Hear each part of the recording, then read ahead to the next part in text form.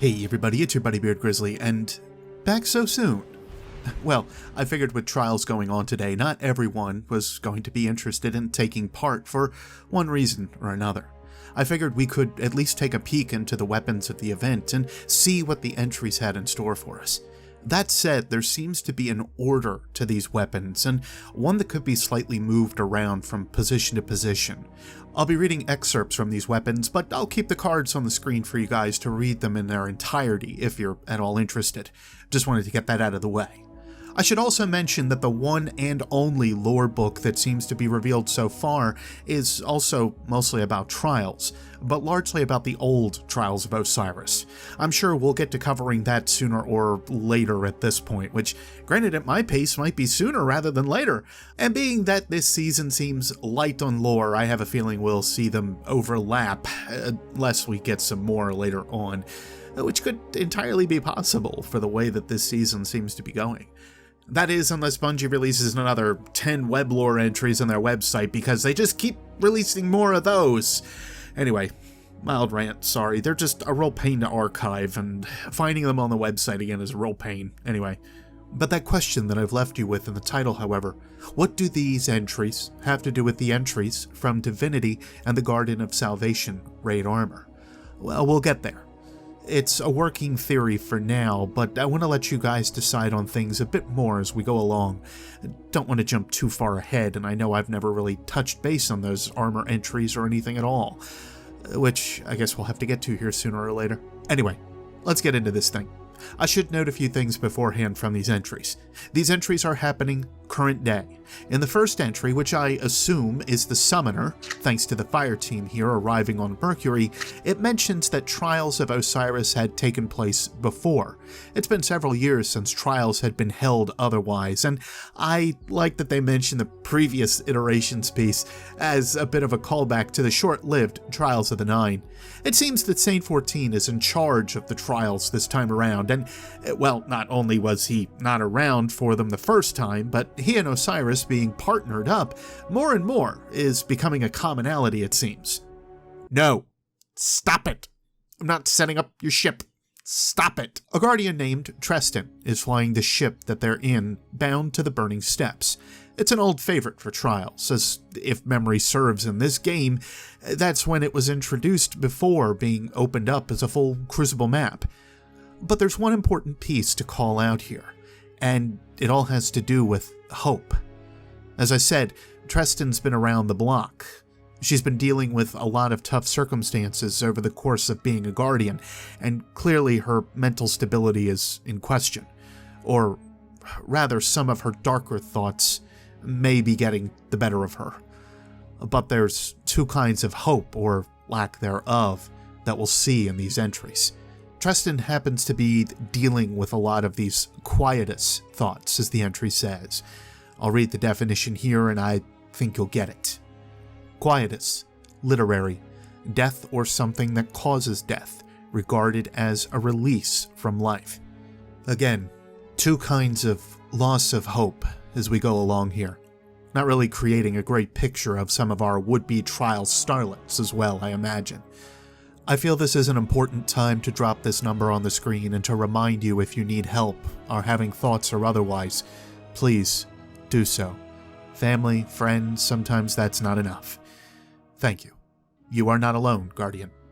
Treston, Sadish, and Yara transmat down to the field. Trials has begun. We move on to Exile's Curse, Astral Horizon, and Eye of Soul, where we're introduced to the other Fireteam in this match. They are Kremik 5, Katake, I believe I'm saying that right, and Sola. I say all three of these entries for a few reasons, as they go over the same event, but from different perspectives. In Exile's Curse, we see things from Katake's perspective, where he rushes out into the open to draw out a Guardian, but fails to take out Sadish, who thunder crashes right into him. All the while, Kremik 5 sits perch-side, watching over the map. It gives a good play-by-play for how to work together, and in some rights, keep each other in each other's sights, not pushing too far ahead. These are valid, if not simple tactics within trials, and at the end of the day, the last Fireteam standing is the victor, after all. It just comes down, sometimes, to who is willing to sacrifice for his teammates, who draws in while the other takes the shot. In some respects, it plays to an old card I recall from the Iron Lords, the Lady Perun card, where the three lords of Perun, Saladin, and Radagast took turns covering each other with shields and rifles. It's a rather similar comparison, I find. Just thinking on the Iron Lords a lot again with all this talk of Fellwinter. Don't mind me. In the Eye of Soul entry, the sniper for this season of Trials, Krimik says, "Fate cries foul for you, brother." At first, I wondered what the reason was for it being capitalized, but oh yeah, Fate cries foul is a Crucible sniper rifle. Kinda changes the whole feel of that sentence. I really don't Crucible enough to recall that off the top of my head.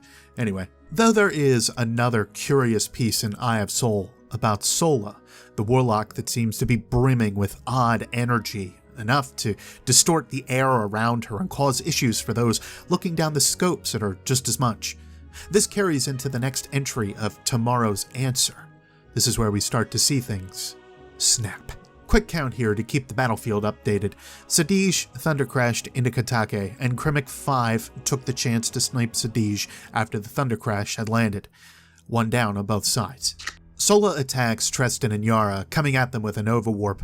The warp impacts into a rocket that is fired by Yara, impacting on a void wave that Sola sends out. Everyone scatters, sent into disarray, sent backwards and forwards thanks to the blast of both impacts.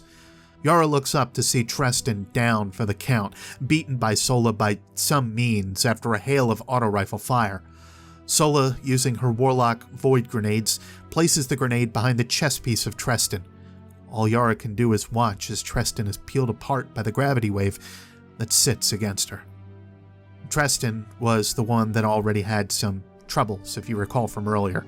Sadly, we hear little more about her from here, but all you can do is move forward as a Guardian. Forward, and hopefully not the direction that Sola decides to take. Yara shook the shock hold in her mind and pulled her sidearm. She snap-fired around into the Warlock's shoulder.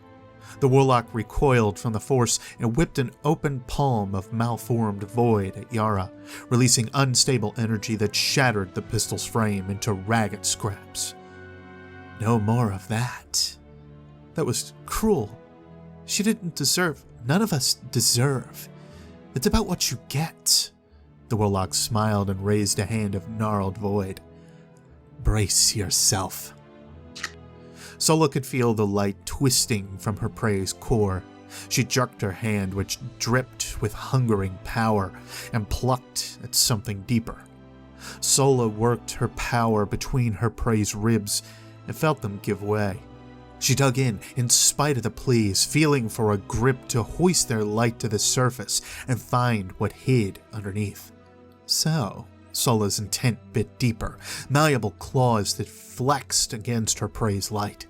They probed through blood and muscle to an umbral center. It's within you too. Her prey's scream was silenced as a shot rang out from over Sola's shoulder and struck her opponent square in the temple, and the body collapsed. Sola's perverse light dissipated. What the hell was that? Krimik 5 lashed into her ear. These two parts interest me more about any of these other entries. Sola was able to find something else within Yara's body. It mentions an umbral piece, which can mean a few different relations. Largely, we could look to it as shadow or darkness, in the case of dealing directly with the light. It seems whatever Sola had tapped into to see this different type of void light that she was using could have been something in heavy relation to this. Something similar, of course, within herself. But at that point, several other pieces rose to my mind. The thoughts of what happened last year with the season of the Drifter, and the hunt of the Dredgens that Anor, Shin Malfur, Drifter, and ourselves went out on, to cut out and weed out those that looked to hoist up just his name, Dredgen Yor's name. Now it seems it doesn't end there. It doesn't end with just those pieces or just our story. I'm a bit ahead of myself. Forgive me. The entry continues with Saint 14 arriving on scene, which is not particularly usual for any Trials officiator. Even Shax hasn't been seen coming to a Crucible match without some grand reason, or for training a group himself within a match. But he cannot abide what is happening with Sola, what is happening with the torment of the Guardians she fights against. Yara and Treston are at rest now. Ghost's still alive and able, as we find out later on, but horrifically tortured by the strange void light that Sola has. What is she tapped into exactly? What could this mean for any of them that are inflicted or affected by this void light that Sola wields? Save 14 calls the match in favor of Sola, Krimic 5, and Katake. The other three are brought back after he recalls himself to his ship, and after having given a stern talking to both Sola and Krimic. Sola leaves. Fine. You're all as good as dead anyway. Good luck with your war. What we are unsure of for now is the lengths to which Sola has gone to study this different void source that she uses. We are unsure, actually, about a lot of things. Does Sola still have a ghost? Are they simply put down for the sake of the trials match for the time being? These are pieces unknown to us, but I find them important to state all the same. In the case of the somewhat past Divinity and Garden of Salvation armor entries, we see a similar sequence to this, in a way, where a seemingly different type of power is utilized and exposed to us within the Black Garden. The Fireteam of Lisbon 13, Yardarm 4, and Rakana take a similar turn. In this case, they lost their ghosts, powered down in sequences they don't understand, to a signal, a hum, that exists throughout the garden. A piece of music, almost. An underlying idea. But somehow they have their powers remain after their ghosts are gone. Whether this is the same general idea to a more corrupted degree as Sola is unknown, but it is a hunch of mine, especially after we've opened up the moon, we've opened up the Black Garden again, and we've entered it. Who knows what kind of other information we've been able to pull from there again. It's one that seems to be carrying into the remainder of the season as well. After reading the lore book entitled Trials and Tribulations for the season, of which I will not go into just yet for spoiler reasons, and with it not being revealed yet on even how to acquire it, I'm going to wait to talk about that more. Suffice to say, the actions of history are becoming more common again today, and so history begins to repeat itself. The trials bring out the best of us, and the worst of us. But that bit I mentioned about Shin Malphur, well, as the saying goes at this point, nothing ends. Shin leaves us with that message, his final whisper, his ending thought, to pass on to us as the next generation of balance within the light and the dark, of operating in the shadow. The same goes for you. You're, me, the shadows, Thorn, the last word. In the wake of your legend, we will all be footnotes, afterthoughts, forgotten by most. And someday another will make the same of you. This is our purpose. This is our charge, to inspire those who would continue our efforts. So, go now. This chapter is over. But remember now, and remember always, nothing ends. I hope this gives you guys something else to latch on to as we go on with the season. Old messages made anew for a different time as older players either return or fade away. But history still comes back to haunt us. I mean, the dark is just outside the system at this point, and Osiris went to meet it by the sounds of things. But that's a story for another time. For now, I'll leave things there. I think you have enough to ponder for the day. I have other projects to attend to as well, but I do hope you enjoyed this one all the same. Leave your notes for me down below and let me know what you thought of this piece. I know we glanced at the Garden of Salvation lore, but I feel that requires even more attention than I can afford per the moment. If you'd like to be part of future discussions, then don't forget to subscribe on your way out and hit the like or dislike button before you go so I know what you thought of this piece. I'd really appreciate it. But regardless what you do, to all of you, no matter when or where you are, walk in the shadows. And I'll see you next space time. Take care.